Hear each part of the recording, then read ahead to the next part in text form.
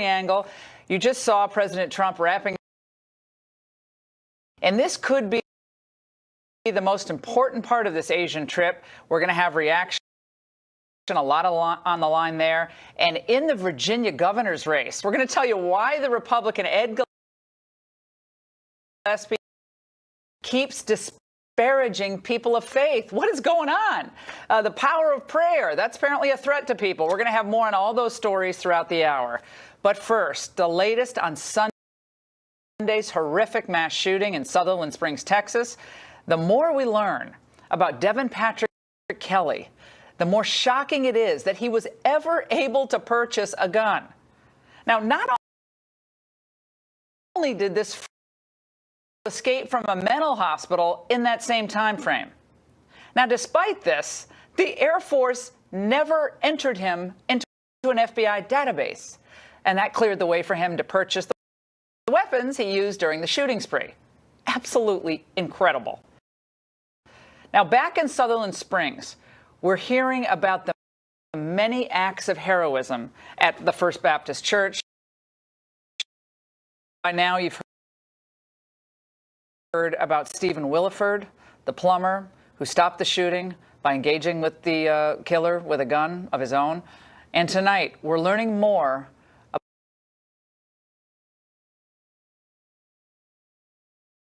about to shield her own children from the killer. Joining us now from Sutherland Springs is a dear friend of this heroic woman, and she's the family spokesperson at a very difficult time. I'm Vonda Smith, and also Texas's Lieutenant Governor, Dan Patrick, who spoke at length with the hero, Mr. Williford, tonight. Both of you, it is a good. I had a chance to talk to you briefly. You just happened to be listening to my radio show this morning, and you called in because you had just spent time told.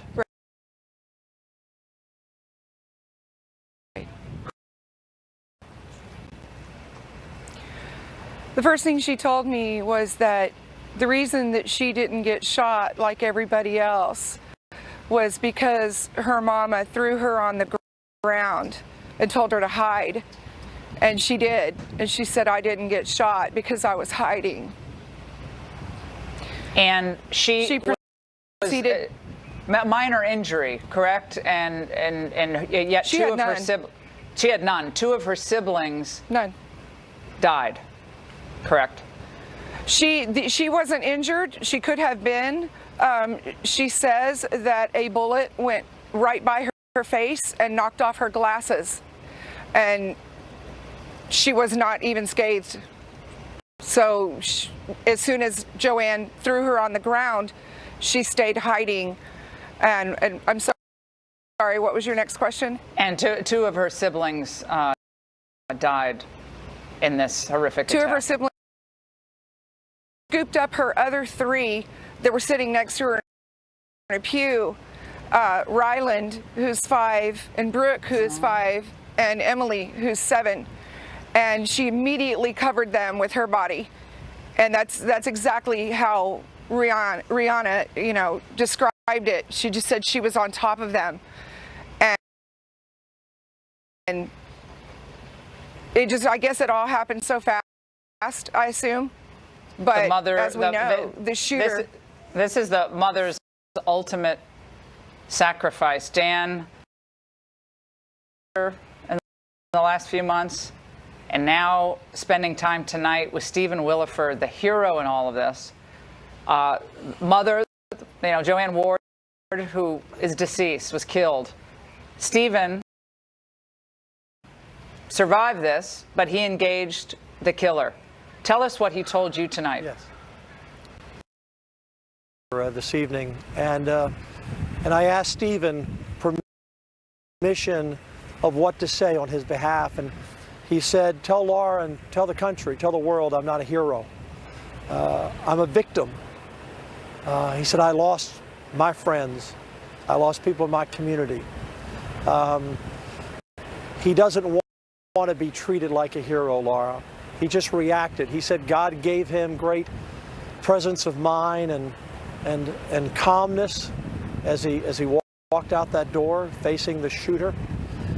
He said he'd like to go to the hospital. As I did later tonight, I went to the hospital to visit some of those who are wounded and have lost others. And he said, I'd like, he's a Christian. And most of all, he said, Dan, tell everyone I'm a Christian and I'm part of this faith community that is going to stand strong. He's a humble man.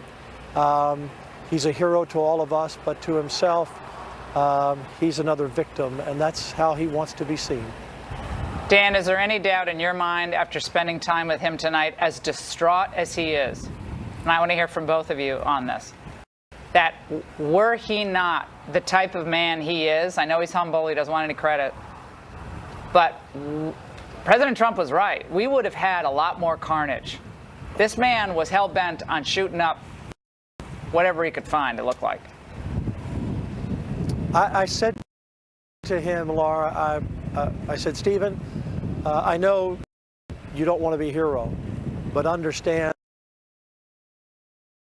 many other lives. There would have been a police shootout, for example, that police officers could have been wounded or killed.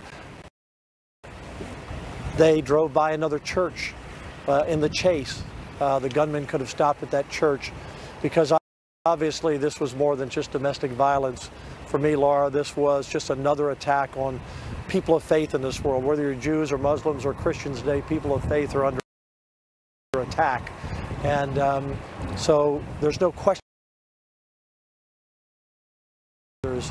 and is still wrestling with this. He's not getting a lot of sleep, and he's still working through this. But there'll be a time that he'll tell his story in detail. But now he just wants to be known as a Christian and a victim. Wow.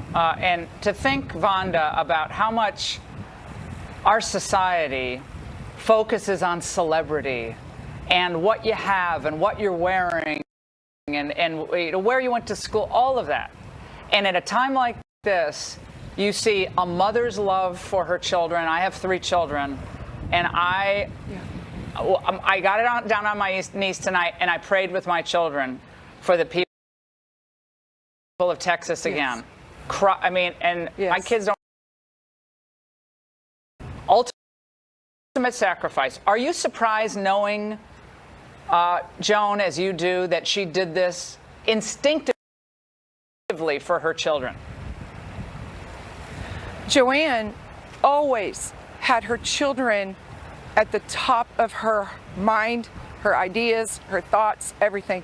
When we would go to lunch, even with Joanne sitting there with her children, we couldn't carry on a normal conversation with her because she would be interrupted by her children, not because they were misbehaved, they were perfectly behaved, but if they needed anything, it was the drop of a hat, it was about her children.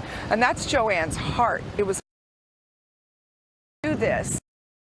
She always told me, even, and it's the thing that you hear sometimes parents say, but you never think they'll have to. She said, I would die for my children. And she ended up having to do that in the very end. And that does not surprise any of us in this community that knows her, because she loved them so. And she gave it up for them, ultimately. Laura? Dan, Dan, go ahead. Yes. Go ahead. I just wanted to share something with you when I went to the hospital tonight. This faith that we're seeing, this faith-based community, is unbelievable. And I went to visit a lady. The names have not been released, so I won't release her name. But she had been shot multiple times. Her granddaughter was the floor above her in critical condition. Her husband was killed. This is just unimaginable. I went and visited another lady who today was just, for the first time, I was maybe the first person she had talked to. And she said, tell me, did they all die? I wasn't ready for that. But the lady I had visited previously had said to me, I lost 80% of my friends. I lost my husband. My granddaughter's in critical condition. But a church family went to heaven. An entire church family went to heaven together. And we will be together with them again. And that's what I shared with the other lady when she said, did they all die? And I said, no. But a church family went together to heaven to meet with the Lord. Laura, you and I have known each other a long time as fellow Christians. I've never seen a statement of faith like we have seen. A pastor said earlier to me just a few minutes ago, Dan, a Lone Star welcomed Jesus Christ into this world, and a Lone Star state is showing that faith is stronger than evil and hate. And Joanne, it's an amazing Joanne, thing that's happening in this little town. Joanne, I want to say she was having a really tough time. You helped bring her to Christianity.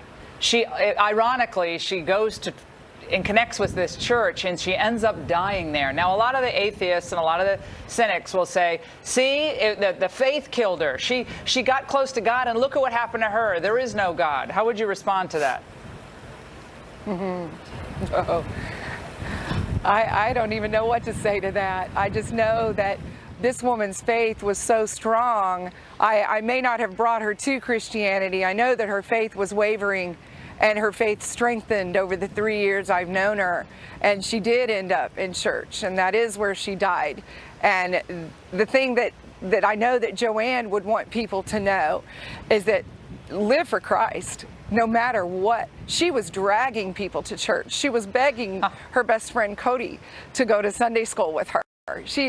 That was her heart. And no, evil is here, and that is not God's plan. God's plan is not for evil, it's for good. And if we would turn to Him, He's got an ultimate good for us in store. And it may not be here on this earth, but it'll end up that way. And that's the end of the story, because we know the end of the book. Lieutenant Governor Patrick and Vonda, thank you for sharing this incredibly difficult moment with us. But I think we need to confront evil, and we need to call it out. We need to stand for what is right, and you helped do that for us tonight. Thank you, both. Thank you. Thank you. And now a continuing angle. Last night, we told you how some on the left have begun to attack anyone who offers thoughts and prayers in the wake of this horrific shooting. Well, the political and media elite are still at it. Watch. Thoughts and prayers are not going to stop the next mass shooting. Thoughts and prayers didn't stop a troubled person from buying assault-grade weapons that took the lives of 26 people in an instant. My colleagues right now are doing a moment of silence in the House of Representatives chambers. I respect their right to do that, and I myself have participated in many of them, but I can't do this again. I've been to too many moments of silences. Now, compare that to what Sunday's hero, Stephen Williford, had to say about the role of faith. I'm no hero. I am not. I think my God, my Lord, protected me and gave me the skills to do what needed to be done. Joining us now for reaction is Jerry Falwell, Jr., president of Liberty University. Jerry, you're a believer. You've been watching this play out over the last 72 hours. The horror, the loss, the sacrifice, the sadness, the attacks on prayer. Prayer. Your reaction to this? I just think it's shameful and disrespectful to the families of the victims for anybody to try to politicize something like this. I think we need to love, support, pray for these people, for their families, for the friends of everyone involved, and to keep them in our prayer. Pastor, Reverend, but I'm president of Liberty University, and they've all been praying for all the families of the victims. We had one student who lost his in-laws in the killing in Texas, and he and his family are on the way back from Okinawa right now to attend the funeral. And it's a time for us to grieve with them, not to try to make political points when something like this happens. Why are so many in the secular left, so many in Hollywood, you know who they are, and so many in politics, why are they so afraid of a public expression of faith? Whether it's a sentiment expressed or a tweet, pray for the... I mean, you can pray and also advocate for legislative changes or pray and say, gosh, how did this guy get a gun? I mean, you can do both things, or you could choose not to pray. But why are they so offended and bothered by prayer, Jerry? I can't speak for them. I don't understand that at all, Laura. I just know that our country was built on a Judeo-Christian ethic, and it's something that all of us, one of the reasons this country's been successful is because of that ethic, because of the way our people have not just been a great people, but a good people. And they've lived by the teachings of Jesus to love our neighbors as ourselves. And really, that's the only way to end evil acts like this. You can outlaw guns, and evil is going to, the only way to stop evil is to change people's hearts. And that's just so elementary, so simple. I don't understand why anybody would think that making a gun illegal would stop a criminal who's willing to murder somebody else from buying a gun illegally. He had the wherewithal. He had the wherewithal, Jerry, to commit a terrible, horrible series of killings here, whether with a pressure cooker bomb or with something else. He had the military training. He could go on YouTube, watch the video, and do it. I mean, he could have done it. That brave neighbor who had the AR-15 who stopped him, if guns were outlawed, he wouldn't have had a gun. And who knows how many other people would have been killed. I think the lesson from this shooting is that we need more good people to have guns at every event. They ridicule you for saying that. Jerry, you say that, and they're going to clip this tape. They're going to run it on a late night show, and they're just going to go blah, blah, blah, blah, blah. You guys always say that, and then we get people dead. It's just common sense. At Liberty, we have teachers who carry guns with a concealed carry permit. Every concert, every sporting event, every church service should have a certain number of people with concealed carry permits with guns. I know a church here locally, all their deacons carry guns on Sunday morning. And most mass shootings like this occur in gun-free zones. That's been true since 1950. This one's a little different, but it's unusual. But that's the only way to stop evil. It takes police about 11 minutes to respond, and these shootings are over in 5 minutes. So I don't know why that's so, to me, it's common sense. I don't know why that's so controversial. It's just Liberty, we're right now adding magnetometers to all our events, just like at an airport. We're bringing in dog-sniffing dogs. That's depressing. I mean, next time you come back to Liberty, it's going to be a lot harder for you to get in and out, Laura. But it's just what we have to do. Now that is depressing. But Jerry, thank you for spending some time with us tonight for this perspective. And when we return, there's a question. You heard about the magnetometers and the X-ray machines. We're going to have that white hot debate up next.